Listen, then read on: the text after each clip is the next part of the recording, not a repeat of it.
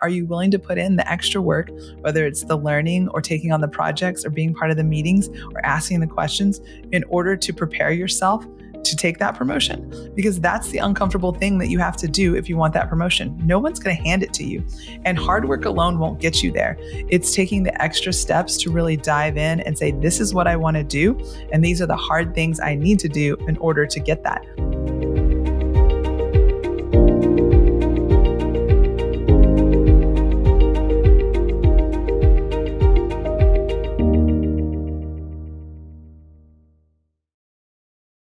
Hey, y'all. Welcome to today's episode of the Happy Life Agenda. I'm Dani C.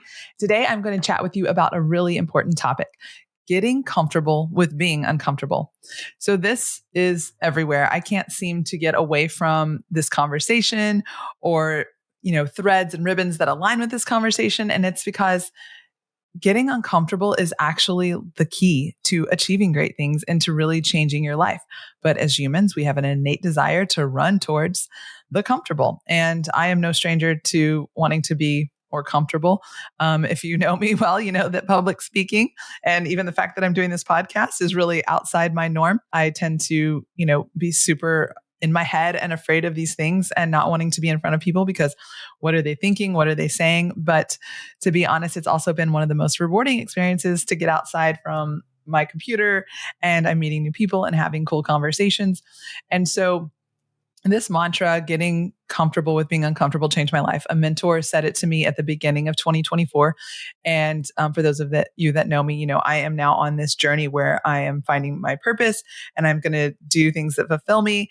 And it is really that conversation is a key moment in this journey because I didn't even understand what she meant at the time. And now as I dive into this more, I'm actually reading Adam Grant's book, Hidden Potential. So if you haven't read this book, you should pick it up. It's so good. And it talks about the science of achieving greater things. And when we talk about getting uncomfortable, we're not talking about, having a nice stiff sofa that you sit on and it's modern and cool and looks great in your living room. But it's not something that when you come home at the end of your day, you can sink into and put your feet up and be comfortable. I mean, we're talking about real discomforts that, people run from in their everyday lives.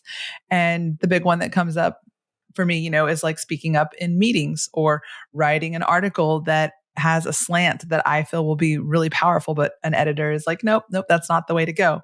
Or, telling a boss or a leader hey, you've been disrespectful to me or to a colleague, and we really need to have a conversation about how you're showing up every day. And these are things where we're like, oh no, if I do that, will people make fun of me?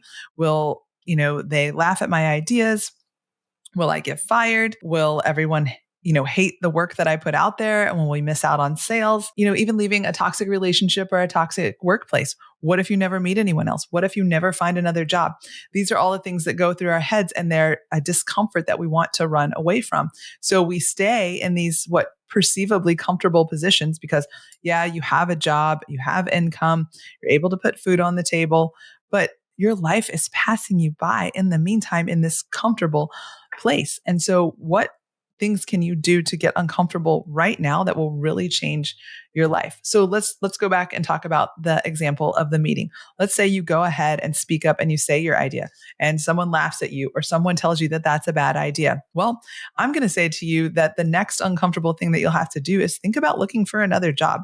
Because if you work somewhere where you can't tout your ideas and there is such a thing as a bad idea, then you're not working for an organization that is open to growth and open to innovation, because there are no bad ideas. It should be an idea that it might need to be done later because we don't have the money, we don't have the resources, or it's an idea that just needs more conversation and discussion and a little bit of tweaking and turning on its head to become the thing that we need to do. So if you're working somewhere where you submit an idea in a meeting or you give your insights and you're scoffed at, not heard, talked over, then the conversation needs to be either confronting those individuals because it is an organization that's not aware of it and wants to change and you want to be part of that change, or you need to look for a new job or a new department or a new set of people to work with and for, because again, that doesn't foster growth. It doesn't foster innovation. But I will tell you the next uncomfortable thing that you have to do is when you look for that new job or you go to that next department or surround yourself with different people, is you have to make sure that you don't keep repeating the comfortable mistakes of the past. And so a lot of us will just, start going onto the job boards, Xeroxing our resume, or I guess not really that, uploading our resume and showing my age here and saying, hey, what's the next job that I can get? What's the next secure thing where I can make money and I can take care of my family and I can buy the things that I like to buy? Why not take the extra time to look at those job postings, reach out to your network, have conversations, and make sure that the next job you take, the next place you work, the next apartment that you're a part of, that it is one that is going to be fun and exciting and happy. And not only do they want to hear your ideas, but they want you to be involved in so many things and you love what you're doing and the mission that you're working towards. So you don't have to keep doing the uncomfortable thing of tweaking your resume, uploading it every so many years, because you keep just going into places where it seems great at first, but it's really not the great environment. So that's the thing about being uncomfortable, that it's not often just one uncomfortable thing that we have to do. It's a series of uncomfortable things that will get us to that next level. And when you start to think about all of those, it can be easy to get like, oh my gosh, I can't do this. How am I going to function? What if I have to stay at this job for another 6 months in order to get to the next thing? Well, okay, so here's another uncomfortable conversation that you can have with yourself. You don't feel like you can stay there for another 6 months. So what's the next best thing to do? Maybe you get the next job to get out of there, or you go do, something that's a little bit more simple and still brings income in while you pursue the job that you really want or get into the place that you really need to be. Maybe you have to sacrifice a little bit on your finances to go ahead and quit because you do have some savings you can rely on. But the thing that we get in our heads about is that we feel like we don't have any options and that we're stuck. But it's really that we're not willing to get uncomfortable in order to achieve the next great thing. Let's talk about leaving a toxic relationship or a toxic workplace. A lot of people have a fear that they'll never meet someone new if they're leaving a boyfriend or a spouse, or they're letting go of a friendship that really isn't serving them. And this can be a really hard one, especially as we age. We feel like, our pool of meeting people gets smaller and smaller. And I can speak from my own personal experience, that I, was not really somebody I don't call myself an extrovert. People tell me now that I am, but I'd say I'm a pretty hardcore introvert. I'd rather be inside, be quiet, not be noticed. And so now that I'm, doing these uncomfortable things with my life, I am meeting so many people. It's almost insane how many cool people I'm meeting, how many great conversations I'm having. And I'm not in college. I actually don't go to the grocery store. I'm not part of any of these like big clubs, but those are different things that you can do in order to meet new people. The reason that people feel and stay in isolation is because they don't do the uncomfortable thing of getting outside of their house. So if you have to leave a toxic relationship, a toxic friendship, a toxic workplace, what are the things that you're going to do to make sure that the next thing you do is not toxic? The next person you meet. There are 8 billion people on this planet, and most of them are not toxic. How are you going to meet them? You're going to volunteer. Maybe you take up a sport. Maybe you take up a hobby. Maybe you join a club. I could go on and all the different ways that you can meet people, but you create your own isolation when you stay inside and you drink a glass of wine, and you go, oh, woe is me. I'm never going to meet anybody. And you're just scrolling on social media and watching Netflix. That's not going to get you to meeting new people. It's getting out there and doing something uncomfortable. And so it's the series of uncomfortable things that's going to lead to greatness. And let me tell you, there will be uncomfortable things for the rest of your life. And as long as you run towards them instead of away from them, you will start seeing how you can achieve more and more. Now, let's just talk about like another side of that. And that's the discomfort in achieving positive things. So these are all uncomfortable things, situations that we're in and kind of running away from the security that we've always known. But what if you're running towards a goal and it's going to be very uncomfortable in order to get there? Some of the ones that come to mind are like learning a new language. This is an example that Adam Grant uses in his book. And then there's other things like, getting in shape, getting a promotion. Maybe you want to be a script writer for a movie. So what are the uncomfortable things that you're willing to do to get there? Now, and Hidden Potential, Adam Grant talks about the languages. And a lot of us do all of these things in order to learn a new language. We download the apps, we get the Rosetta Stones and the Babbels and all of those different things. And then we sign up for courses or we go to a class and we're like, I'm going to learn Italian or I'm going to learn Spanish. And we never put ourselves in the situation to be having real conversations with people who speak the language because we would feel like, oh my gosh, I can't keep up. I can't speak that well. They would laugh at me. And what Adam Grant found in his book is that people who are able to successfully learn a new language as an adult will immerse themselves in a situation. They'll just pick up and go to Italy and pick up and go to Spain. And all they know is a few key phrases to get them by. And then they will try to have conversations. And what they find is that people are more than willing to help teach them the language that are in these countries and these places because they're excited that you want to learn. And yes, there are some giggles that happen along the way because you can ask a wrong question about where's the bathroom or something like that. But, that's a fun moment as long as you're willing to laugh it off. Yes, it's uncomfortable. But when you learn to make something out of those moments, making a mistake is a greater teacher than always doing it right. And, this is why little kids learn. Yes, their brains are primed to be able to, take on learning like a sponge because they're growing and learning. And that's the way that their brains are designed. But they're also not afraid of making a mistake because they don't have enough life experience to even know what some of those mistakes are. I mean, watching my daughter grow up and seeing her in a conversation when she hears a word she doesn't know, she's ready and willing to immediately say, what does that mean? And how do I use it in a sentence? Which is so cool.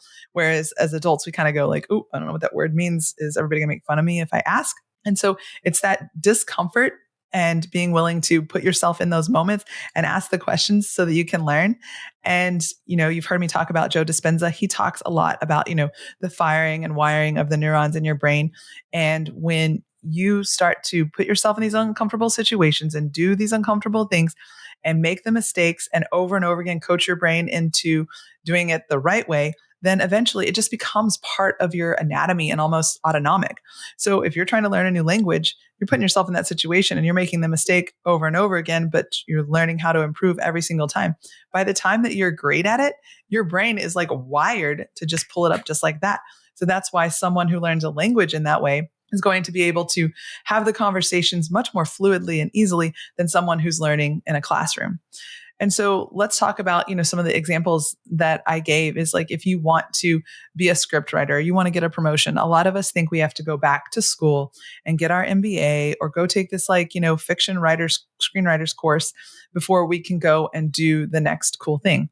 But, a lot of us are in a place in our lives where we have experience and we don't necessarily need to go and get the degree or the certification or all of this training to be prepared to do the uncomfortable thing. So if you want to get a promotion at work, yes, I think that there's opportunity to, go get some new certifications, but also go and have those conversations. What is that promotion that you're aiming for? Do you know the person who has the position now? Do you know the person who you would be working alongside? Do you know the person that you would be reporting to? Are you having conversations with those people to know what it is that they're looking for? And then are you willing to put in the extra work, whether it's the learning or taking on the projects or being part of the meetings or asking the questions in order to prepare yourself to take that promotion? Because that's the uncomfortable thing that you have to do if you want that promotion. No one's going to hand it to you. And hard work alone won't get you there. It's taking the extra steps to really dive in and say, this is what I want to do. And these are the hard things I need to do in order to get that. If you want to go and be a movie scriptwriter, you know that you can write. You just have never written for a movie, or you've dabbled in the dark, in front of your computer alone. So, hey, don't just sit here in Dallas, Texas, where there's not a big movie industry and wait for it to come to you. Go and move to Hollywood or to Nashville or to New York, where there are people that are scriptwriters. Get a job. It may not be a writer right away. The old school thing is to say, work in the mailroom. Well, you could also be working on lighting or some of those other things that put you in the right rooms in front of the right people so you can have the conversations to ask questions about, hey, how do I become a scriptwriter? Or, hey, is there an opportunity that I can join a group? Or can you teach me a few things? Because 9 times out of 10, people are really willing to help you learn and give you the steps and the insights, or take you under their wing, or have the conversations to help you get where you want to go. And they might even be able to tell you, yes, you need this training or you need that training, but at least you're not just guessing or spending hundreds of thousands of dollars on a degree that really won't get your foot in the door as much as like working on the light crew in a Hollywood studio. So really be willing to be uncomfortable because, working on the light crew is not your dream. It might feel like to you that it's not a job that you would want to do. But if you have to do that for 6 months to get to your dream job, is it worth it? Absolutely. Because it's only 6 months that's a little bit uncomfortable for the rest of your life, climbing the ladder and doing the things that you really want to do. And hey, you get to check out a cool new city at the same time. One of my favorite examples is, getting in shape. So a lot of people, y'all know I love fitness, are scrolling pictures of people on their social media of working out, or they're like, say, hey, I heard about this new gym that opened. But sitting there and doing that and not actually going to that new gym or trying those new exercises is not what's going to get you in shape. You need to wake up earlier. That's uncomfortable. You need to do hard exercises. You might look silly at first. I mean, everyone has to learn how to do a squat at some point. It doesn't just innately happen. So you're going to have to look a little silly or do the uncomfortable things. You're going to have to feel sore after some workouts and go through a little bit of that pain, because that's the uncomfortable stuff that gets you to change. And any personal trainer will tell you that when you start to feel those discomforts, that's when you see your body change. Because again, with physical fitness, you can't just sit there and do the same exercise over and over again. Eventually, you're going to get good at it. And you're going to have to find new ways to challenge your body in order to stay in shape. And again, it's that continuous discomfort, but that's also how we grow. So these are all examples of how you can achieve something that, you feel stuck. You feel like it's impossible. You feel like you're in this really uncomfortable place and you're not willing to do the uncomfortable things to get to the more comfortable things. And again, it's a series of uncomfortable things, but it's on the other side of that discomfort that is the happiness. So if you find yourself saying all of the time, I'm too tired, I don't have enough money, I don't have enough time, and you're not doing anything that you want in your life. And let me tell you, this was a huge revelation for me. I had these big visions of I love running races with my friends, obstacle course races, marathon races, that type of stuff. And I used to do it all the time. And then when I first had my daughter, she used to go with me and do the little kid fun runs. And she's asking me, when are we going to do that again? And I was like, it's been almost 2 years since I've done a race. Or I walk through my house and I always say I'm going to buy artwork, but I never go buy artwork. Or I say that I'm going to go visit my grandparents every other month and I never do. And it's like, oh, I don't have the time, or I'm too tired, or I don't have enough money to go buy artwork. And it's like, what am I doing with my life? And so sitting down with my husband and making some uncomfortable decisions so that we can get to the things that we want to do, because, time is just passing us by. And so we have to experience a little bit of discomfort in order to get to the more comfortable places, to finally be able to buy the artwork, to be able to have the time and the energy to go visit grandparents, and to be able to have the money and the time to be able to go and do races. And so those are all things that I was able to write down on a piece of paper and say, I want these for my life and I want them regularly in my life. What are the uncomfortable things that I have to do to get there?